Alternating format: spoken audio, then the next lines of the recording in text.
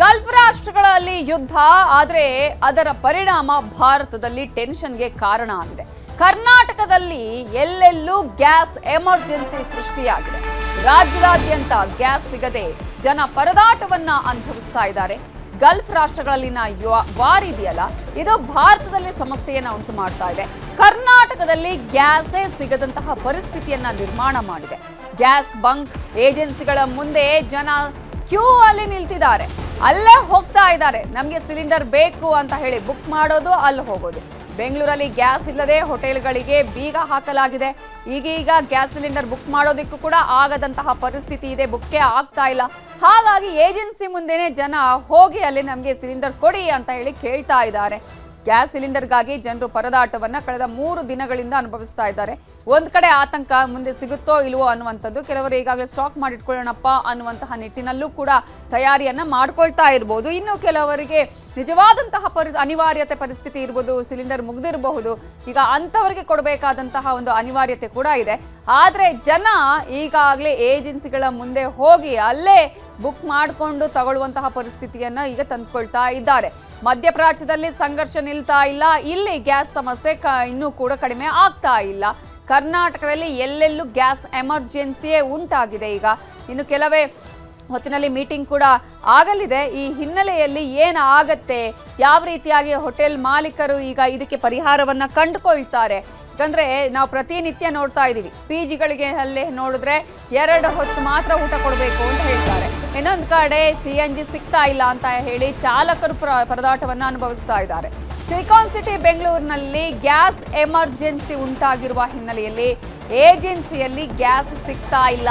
ಆದ್ರೆ ಕಾಳಸಂತೆಯಲ್ಲಿ ಸೇಲ್ ಆಗ್ತಾ ಇದೆ. ಈಗ ಇದೇ ಕಾರಣಕ್ಕಾಗಿಯೇ ನಿನ್ನೆ ಆಹಾರ ಸಚಿವರಾಗಿರುವ KH ಮುನಿಯಪ್ಪ ಅವರು, ಹಾಗೆಯೇ ಸರ್ಕಾರದ ಮುಖ್ಯ ಕಾರ್ಯದರ್ಶಿ ಆಗಿರುವ ಶಾಲಿನಿ ರಜನೀಶ್ ಅವರು ಕೂಡ ಈಗಾಗಲೇ ಮೀಟಿಂಗ್ ಅನ್ನ ಮಾಡಿ ಯಾರು ಈ ರೀತಿಯಾಗಿ ದಂಧೆಕೋರರಿದ್ದಾರೆ, ಕಾಳಸಂತೆಯಲ್ಲಿ ಮಾಡ್ತಾರೆ ಅಂತವರ ವಿರುದ್ಧ ನಿರ್ದಾಕ್ಷಿಣ್ಯ ಕ್ರಮ ತೆಗೆದುಕೊಳ್ಬೇಕು ಅಂತ ಸೂಚನೆ ಕೊಟ್ಟಿದ್ದಾರೆ. ಆದ್ರೆ ಕಾಳಸಂತೆಯಲ್ಲಿ ಮಾರಾಟ ಆಗೋದು ಕಡಿಮೆ ಆಗ್ತಿಲ್ಲ. ರೋಸಿ ಹೋದ ಹೋಟೆಲ್ ಮಾಲೀಕರು ಆಕ್ರೋಶವನ್ನ ವ್ಯಕ್ತಪಡಿಸುತ್ತಿದ್ದಾರೆ. ಒಂದು ದಿನ ಹೋಟೆಲ್ ಬಂದ್ ಕೂಡ ಚಿಂತನೆಯನ್ನ ಮಾಡ್ತಿದ್ದಾರೆ. ಸಂಜೆ 4:30ಕ್ಕೆ ಹೋಟೆಲ್ ಮಾಲೀಕರ ಸಂಘ ಸುದ್ದಿಗೋಷ್ಠಿಯನ್ನ ಕರೆದಿದೆ. ಬೆಂಗಳೂರು ಹೋಟೆಲ್ ಅಸೋಸಿಯೇಷನ್ ಗೌರವಾಧ್ಯಕ್ಷ PC ರಾವ್ ನೇತೃತ್ವದಲ್ಲಿ ಸುದ್ದಿಗೋಷ್ಠಿಯನ್ನ 4:30ಕ್ಕೆ ಕರೆದಿದ್ದಾರೆ. ಮುಂದಿನ ಸಾಧಕ ಬಾಧಕಗಳ ಬಗ್ಗೆ ಕೂಡ ಚರ್ಚೆಯನ್ನ ಮಾಡಲಿದ್ದು, ಒಂದು ದಿನ ಹೋಟೆಲ್ ಬಂದ್ ಮಾಡಬೇಕಾ ಅನ್ನೋದರ ಬಗ್ಗೆ ಕೂಡ ಅವರು ಮಾಹಿತಿಯನ್ನ ನೀಡಲಿದ್ದಾರೆ. ಇನ್ನು 4:30ಕ್ಕೆ ಸುದ್ದಿಗೋಷ್ಠಿಯನ್ನ ಕರೆದಿದ್ದಾರೆ ಹೋಟೆಲ್ ಅಸೋಸಿಯೇಷನ್ ಅವರು. ಒಂದು ದಿನನೇ ಅವರು ಬಂದ್ ಮಾಡಿದ್ರು ಕೂಡ ಸಾಕಷ್ಟು ಜನರಿಗೆ ಸಮಸ್ಯೆ ಆಗತ್ತೆ. ಯಾಕಂದ್ರೆ ಎಷ್ಟೋ ಜನ ತಮ್ಮ ಊರ್ ಬಿಟ್ಟು ಇಲ್ಲಿರ್ತಾರೆ, PGಗಳಲ್ಲಿ ಇರ್ತಾರೆ, ಹಾಸ್ಟೆಲ್ಗಳಲ್ಲಿ ಇರ್ತಾರೆ, ಕೆಲವರು ಮನೆ ಮಾಡ್ಕೊಂಡಿರ್ತಾರೆ, ಅಡುಗೆ ಮಾಡ್ತಾ ಇರೋದಿಲ್ಲ. ಇಂತಹ ಸಂದರ್ಭದಲ್ಲಿ ಅವರ ಗತಿ ಏನು? ಮನೆಯಲ್ಲಿ ತಿನ್ನದೇ ಇರೋರು ಹೋಟೆಲ್ಗೆ ಹೋಗಿ ತಿನ್ನೋರ ಸಂಖ್ಯೆ ಕೂಡ ಬಹಳಷ್ಟಿದೆ. ಆದ್ರೆ ಇವರು ಹೋಟೆಲ್ ಬಂದ್ ಮಾಡಿದ್ರೆ ಏನ್ ಕತೆ ಅನ್ನುವಂತಹ ಯೋಚನೆ ಕೂಡ ಈಗ ಇದೆ. ಬಟ್ ಹೋಟೆಲ್ ಮಾಲೀಕರುಗಳು ಹೇಳ್ತಾ ಇರೋದೇನು, ಕಾಳಸಂತೆಯಲ್ಲಿ ಸಿಲಿಂಡರ್ಗಳು ಸಿಗ್ತಾ ಇದೆ, ದುಪ್ಪಟ್ಟು 3 ಪಟ್ಟು ಬೆಲೆಗೆ ಅಲ್ಲಿ ಕಾಳಸಂತೆಯಲ್ಲಿ ಮಾಡ್ತಾ ಇದ್ದಾರೆ. ಆದ್ರೆ ನಮ್ಗೆ ಸಿಗ್ತಾ ಇಲ್ಲ, ಯಾರಿಗೆ ಅವಶ್ಯಕತೆ ಇದೆ ಅವರಿಗೆ ಸಿಗ್ತಾ ಇಲ್ಲ ಅನ್ನೋ ಆಕ್ರೋಶವನ್ನ ವ್ಯಕ್ತಪಡಿಸ್ತಾ ಇದ್ದಾರೆ. ಈಗಾಗಲೇ ಸರ್ಕಾರ ಕೂಡ ಸಾಕಷ್ಟು ಕ್ರಮಗಳನ್ನ ಕೈಗೊಂಡಿದೆ, ಜನರಲ್ಲೂ ಮನವಿಯನ್ನ ಮಾಡಿಕೊಳ್ತಾ ಇದೆ, ಯಾರಿಗೂ ಏನು ಸಮಸ್ಯೆ ಆಗಲ್ಲ ಅನ್ನುವ ಭರವಸೆಯನ್ನ ಕೊಡ್ತಾ ಇದೆ. ಆದ್ರೂ ಕೂಡ ಜನರ ಆತಂಕ ಕಡಿಮೆಯಾಗಿಲ್ಲ. ಮತ್ತೊಂದು ಕಡೆ ಈಗಾಗಲೇ ಹೋಟೆಲ್ ಮಾಲೀಕರಿಗೆ ಸಿಲಿಂಡರ್ಗಳು ಸಿಗ್ತಾ ಇಲ್ಲ. ಒಂದ್ ಕಡೆ ಶಿಕ್ಷಣ ಸಂಸ್ಥೆಗಳಿಗೂ ಕೂಡ ಗ್ಯಾಸ್ ಅನ್ನ ಪೂರೈಸಿ ಅನ್ನುವಂತಹ ಸೂಚನೆಯನ್ನ ನೀಡಲಾಗಿದೆ. ಹೋಟೆಲ್ಗಳಿಗೆ ಪೂರೈಸಿ ಅಂತ ಹೇಳಲಾಗ್ತಾ ಇದ್ರು ಕೂಡ ಅದಕ್ಕೆ ಎಷ್ಟು ಬೇಕೋ ಸಹಕರಿಸಬೇಕು ಅನ್ನುವಂತಹ ಸೂಚನೆಯನ್ನ ಕೂಡ ನೀಡಲಾಗಿದೆ. ಮತ್ತೊಂದು ಕಡೆ ಆಸ್ಪತ್ರೆಗಳಿಗೂ ಕೂಡ ಗ್ಯಾಸ್ ಸಿಲಿಂಡರ್ನ ಅವಶ್ಯಕತೆ ಇದೆ, ಹಾಗಾಗಿ ಅಲ್ಲಿಗೂ ಕೂಡ ಕೊಡಲೇಬೇಕು ಅನ್ನುವ ಸೂಚನೆಯನ್ನ ನೀಡಲಾಗಿದೆ. ಇಂತಹ ಸಂದರ್ಭದಲ್ಲಿ ಅನಿವಾರ್ಯತೆ ಎಲ್ಲಿದೆ, ಯಾರಿಗೆ ಅವಶ್ಯಕತೆ ಇದೆ ಅವರಿಗೆ ಪೂರೈಸಲೇಬೇಕು. ಆದ್ರೆ ಕಾಳಸಂತೆಯಲ್ಲಿ ಮಾರಾಟ ಆಗೋದಕ್ಕೆ ಸರ್ಕಾರ ಈಗ ಯಾವ ಕ್ರಮವನ್ನ ಕೈಗೊಳ್ತಿದೆ?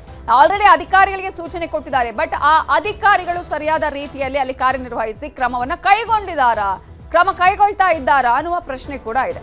ಸೊ ಇವೆಲ್ಲದರ ಬಗ್ಗೆ ಇನ್ನಷ್ಟು ಡೀಟೇಲ್ಸ್ ಅನ್ನ ಕೊಡೋದಕ್ಕೆ ನಮ್ಮ ರಿಪೋರ್ಟರ್ ಪ್ರಗತಿ ಶೆಟ್ಟಿ ಈಗ ನೇರ ಸಂಪರ್ಕದಲ್ಲಿ ಜಾಯ್ನ್ ಆಗಿದ್ದಾರೆ. ಪ್ರಗತಿ, ಈಗಾಗಲೇ 3ನೇ ದಿನ ಗ್ಯಾಸ್ ಎಮರ್ಜೆನ್ಸಿ ಆಗಿ ಕರ್ನಾಟಕದಲ್ಲಿ, ಇಂತಹ ಸಂದರ್ಭದಲ್ಲಿ ಸರ್ಕಾರ ಮೀಟಿಂಗ್ ಗಳನ್ನ ಮಾಡುತ್ತೆ, ಕ್ರಮಗಳನ್ನ ಕೈಗೊಳ್ತೀವಿ ಅಂತ ಹೇಳುತ್ತೆ. ಆದ್ರೂ ಕೂಡ ಒಂದ್ ಕಡೆ ಜನರ ಆತಂಕ ಕಡಿಮೆ ಆಗ್ತಾ ಇಲ್ಲ, ಮತ್ತೊಂದ್ ಕಡೆ ನಾವು ಗಮನಿಸಿದ್ರೆ ಕಾಳಸಂತೆಯಲ್ಲಿ ಈ ರೀತಿಯ ಸಿಲಿಂಡರ್ಗಳು ಮಾರಾಟ ಆಗೋದು ಕಡಿಮೆ ಆಗ್ತಾ ಇಲ್ಲ. ಹಾಗಾದ್ರೆ ಹೋಟೆಲ್ ಮಾಲೀಕರು ಏನ್ ನಿರ್ಧಾರವನ್ನ ಕೈಗೊಳ್ತಾರೆ?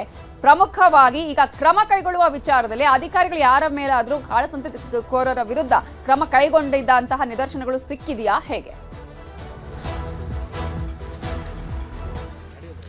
ನಮಿತಾ ಜೈನ್, ಕೆಲವೊಂದು ಕಡೆಯಲ್ಲಿ ಈಗಾಗಲೇ ಪೊಲೀಸ್ ಠಾಣಾ ವ್ಯಾಪ್ತಿಯಲ್ಲಿ ಯಾರು ಈ ಗ್ಯಾಸ್ ಅನ್ನ ವಿತರಣೆ ಮಾಡುವಂತಹ ಏಜೆನ್ಸಿಗಳಿವೆ, ಆ ಏಜೆನ್ಸಿಗಳನ್ನ ಕರೆಸಿ ಅವರಿಗೆ ಸಭೆ ಮಾಡಿ ಈ ರೀತಿಯಾಗಿ ಜಾಸ್ತಿ ದುಡ್ಡಿಗೆ ಗ್ಯಾಸ್ ಕೊಡಬಾರದು ಅಂತೆಲ್ಲ ಅವರಿಗೆ ಅರಿವು ಮೂಡಿಸುವಂತಹ ಕೆಲಸ ಎಲ್ಲ ಆಗಿತ್ತು. ಹೆಬ್ಬಗೋಡಿ ಪೊಲೀಸ್ ಠಾಣಾ ವ್ಯಾಪ್ತಿಯಲ್ಲೂ ಕೂಡ ಸಭೆ ಮಾಡಿ ಅವರಿಗೆ ತಿಳಿಸಿ ಹೇಳುವಂತಹ ಪ್ರಯತ್ನ ಆಗಿತ್ತು. ಜೊತೆಗೆ ನಿನ್ನೆ CS ಶಾಲಿನಿ ರಜನೀಶ್ ಅವರ ನೇತೃತ್ವದಲ್ಲಿ ನಡೆದಂತಹ ಸಭೆಯಲ್ಲೂ ಕೂಡ ಕಠಿಣವಾಗಿ ಸೂಚನೆಯನ್ನ ಕೊಡಲಾಗಿತ್ತು. ಕಾಳಸಂತೆಯಲ್ಲಿ ಗ್ಯಾಸ್ ಅನ್ನ ಮಾರಾಟ ಮಾಡುವಂತಹವರ ವಿರುದ್ಧ ಕಠಿಣವಾದ ಕ್ರಮವನ್ನು ತೆಗೆದುಕೊಳ್ಬೇಕು. ಕೇವಲ ಬೆಂಗಳೂರು ಮಾತ್ರ ಅಲ್ಲ, ರಾಜ್ಯಾದ್ಯಂತ ಈ ಕ್ರಮ ಅನ್ವಯ ಆಗುತ್ತೆ ಅನ್ನುವಂತಹ ಸೂಚನೆಯನ್ನು ಕೂಡ ಕೊಟ್ಟಿದ್ರು. ಜೊತೆಗೆ ಪೊಲೀಸ್ ಇಲಾಖೆಗೆ ಒಂದು ಟಾಸ್ಕ್ ಅನ್ನು ಕೂಡ ಕೊಟ್ಟಿದ್ರು. ಸೊ ಅದಾದ ಬೆನ್ನಲ್ಲೇ ಕೂಡ ಈ ಕಾಳಸಂತೆಯಲ್ಲಿ ಮಾರಾಟ ಆಗ್ತಾ ಇರುವಂತಹ ಗ್ಯಾಸ್ ನ ಸಂಖ್ಯೆ ಏನಿದೆ ಇದು ಕಡಿಮೆ ಆಗ್ತಾ ಇಲ್ಲ. ಬೆಂಗಳೂರಿನ ಅನೇಕ ಏಜೆನ್ಸಿಗಳಿಂದನೇ ಜನರು ಅಂದ್ರೆ ಹೋಟೆಲ್ ನ ಓನರ್ ಎರಡು ಗ್ಯಾಸ್ಗೆ ಸುಮಾರು 10,000ಕ್ಕೂ ಅಧಿಕ ರೂಪಾಯಿಯನ್ನ ಕೊಟ್ಟು ದುಡ್ಡನ್ನ ಕೊಟ್ಟು ತೆಗೆದುಕೊಳ್ತಾ ಇರುವಂತಹ ಉದಾಹರಣೆ ಕಣ್ಮುಂದೆ ಇದೆ. ಜೊತೆಗೆ ಬಿಲ್ ಕೂಡ ಕೆಲವೊಂದು ಕಡೆಯಲ್ಲಿ ಸಿಕ್ಕಿರುವಂತದ್ದು. ಅಂದ್ರೆ ಇಷ್ಟು ಸಂದರ್ಭವನ್ನ ಯುದ್ಧ ಆಗ್ತಾ ಇರುವಂತಹ ಸಿಚುವೇಶನ್ ಅನ್ನ ಲಾಭವನ್ನ ಪಡ್ಕೊಂಡು ಅದರ ಒಂದು ಲಾಭವನ್ನ ಪಡ್ಕೊಂಡು ಹೋಟೆಲ್ ಮಾಲೀಕರಿಂದ ಸುಲಿಗೆ ಮಾಡುವಂತಹ ಕೆಲಸವನ್ನ ಅನೇಕ ಕಡೆಯಲ್ಲಿ ಆಗ್ತಾ ಇದೆ. ಸೊ ಈ ಎಲ್ಲ ವಿಚಾರಕ್ಕೆ ಕಡಿವಾಣ ಬೀಳಬೇಕು. ಅದ್ರ ಜೊತೆಗೆ ಇವತ್ತಿನ 4:30 ಹೊತ್ತಿಗೆ ಒಂದು ಸಭೆ ಕೂಡ ಆಗುತ್ತೆ. ಸಭೆಯ ಬಳಿಕ ಒಂದು ಸುದ್ದಿಗೋಷ್ಠಿಯನ್ನು ಕೂಡ ಬೆಂಗಳೂರು ಹೋಟೆಲ್ ಮಾಲೀಕರ ಸಂಘ ನಡೆಸುತ್ತೆ. ಹೋಟೆಲ್ ಮಾಲೀಕರ ಸಂಘದ ಗೌರವಾಧ್ಯಕ್ಷ PC ರಾವ್ ಜೊತೆಗೆ ಅದರ ಕಾರ್ಯದರ್ಶಿ ಆಗಿರುವಂತಹ ವೀರೇಂದ್ರ ಕಾಮತ್ ಸೇರಿ ಅನೇಕರು ಈ ಒಂದು ಸಭೆಯಲ್ಲಿ ಉಪಸ್ಥಿತರಿರ್ತಾರೆ, ಸುದ್ದಿಗೋಷ್ಠಿಯಲ್ಲೂ ಉಪಸ್ಥಿತರಿರ್ತಾರೆ. ಈಗಾಗಲೇ ಕೆಲವು ಹೋಟೆಲ್ಗಳಲ್ಲಿ ಇಂಡಕ್ಷನ್ ಜೊತೆಗೆ ವಿದ್ಯುತ್ ಬಾಯ್ಲರ್ ಅನ್ನು ಕೂಡ ಅಳವಡಿಕೆ ಮಾಡ್ಕೊಂಡಿದ್ದಾರೆ. ಸೊ ಇಂಡಕ್ಷನ್ ಅಳವಡಿಕೆ ಮಾಡ್ಕೊಂಡಿರೋದ್ರಿಂದ ಕೆಲವೊಂದಿಷ್ಟು ಜನ ಹೋಟೆಲ್ ಅಲ್ಲಿ ಕೆಲಸ ಮಾಡ್ತಾ ಇರೋರು ಹೇಳ್ತಾ ಇದ್ದಾರೆ ಅದಕ್ಕೆ ಅದರದೇ ಆದಂತಹ ಪಾತ್ರ ಬೇಕು. ಸೊ ಅದು ಅಂದ್ರೆ ಗ್ಯಾಸ್ ಅಲ್ಲಿ ಕೆಲಸ ಮಾಡೋರಿಗೆ ಅದರಲ್ಲಿ ಹೋಟೆಲ್ಗಳಲ್ಲಿ ಕೆಲಸ ಮಾಡೋದಕ್ಕೆ ಕಷ್ಟ ಆಗುತ್ತೆ ಅನ್ನುವಂತಹ ಅಭಿಪ್ರಾಯಗಳು ಹೋಟೆಲ್ ನ ಕಾರ್ಮಿಕರು ಹೇಳ್ತಾ ಇರುವಂತದ್ದು. ಅದರ ಜೊತೆಗೆ ವಿದ್ಯುತ್ ಬಾಯ್ಲರ್ ಅಂತ ತಗೊಂಡ್ರೆ ಅದು ಒಂದು ಸಿಲಿಂಡರ್ ಅನ್ನ ಸೇವ್ ಮಾಡುತ್ತೆ. ಇಡೀ ದಿನ ವಿದ್ಯುತ್ ಬಾಯ್ಲರ್ ಅನ್ನ ಸಹಜವಾಗಿ ದೊಡ್ಡ ದೊಡ್ಡ ಹೋಟೆಲ್ಗಳೆಲ್ಲ ಉರಿಸ್ತಾ ಇರ್ತಾರೆ. ಬಟ್ ವಿದ್ಯುತ್ ಬಾಯ್ಲರ್ ನ ದುಡ್ಡು ಇರುತ್ತಲ್ಲ 50,000 ರಿಂದ 60,000 ಇರುತ್ತೆ. ಅದ್ರ ಜೊತೆಗೆ ಅದು ಅಂದ್ರೆ ಆ ವಿದ್ಯುತ್ ಕೂಡ ಅಷ್ಟೇ ಅದು ಕನ್ಸಂಪ್ಷನ್ ಮಾಡುತ್ತೆ. ಸೊ ಈ ಎಲ್ಲ ಕಾರಣಗಳಿಂದ ಇವರಿಗೆ ಲಾಭಕ್ಕಿಂತ ನಷ್ಟ ಆಗುವಂತಹ ಸಂಖ್ಯೆ ಜಾಸ್ತಿ ಇದೆ. ಸೊ ಏನು ದುಡಿಮೆ ಮಾಡ್ತಾ ಇದ್ರು ದಿನ ಏನ್ ದುಡಿಮೆ ಮಾಡ್ತಾ ಇದ್ರು ಅದೆಲ್ಲವೂ ಕೂಡ ಲಾಸ್ ಆಗುವಂತಹ ಸಾಧ್ಯತೆ ಇದೆ. ಸೊ ಈ ಎಲ್ಲ ವಿಚಾರಗಳನ್ನ ಮನಗಂಡು ಮುಂದೆ ಏನ್ ಮಾಡಬೇಕು, ಸರ್ಕಾರಕ್ಕಂತೂ ಮನವಿ ಮಾಡಾಯ್ತು, ಆಗ್ರಹಿಸಿ ಆಯ್ತು, ಏನೇ ಆದ್ರೂ ಕೂಡ ಆ ಕಡೆಯಿಂದ ಸರಿಯಾದ ಸ್ಪಂದನೆ ಸಿಗ್ತಾ ಇಲ್ಲ. ಸೊ ಮುಂದೆ ಏನ್ ಮಾಡಬೇಕು ಅನ್ನೋದ್ರ ಬಗ್ಗೆ ಇವತ್ತು ಒಂದು ಸ್ಪಷ್ಟ ನಿರ್ಧಾರವನ್ನ ಹೋಟೆಲ್ ಮಾಲೀಕರ ಸಂಘ ಬರಲಿರುವಂತದ್ದು. Navita Jain. Thank you Pragati Shetty ಡೀಟೇಲ್ಸ್ಗೆ.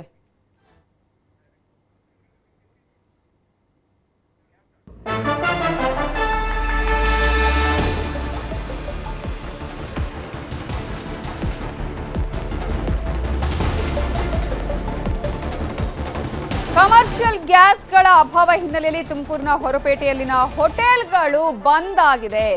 Gas ಸಿಗದ ಕಾರಣಕ್ಕಾಗಿ ಪ್ರಸಾದ್ ಹೋಟೆಲ್ ಅನ್ನ ಕ್ಲೋಸ್ ಮಾಡಲಾಗಿದೆ.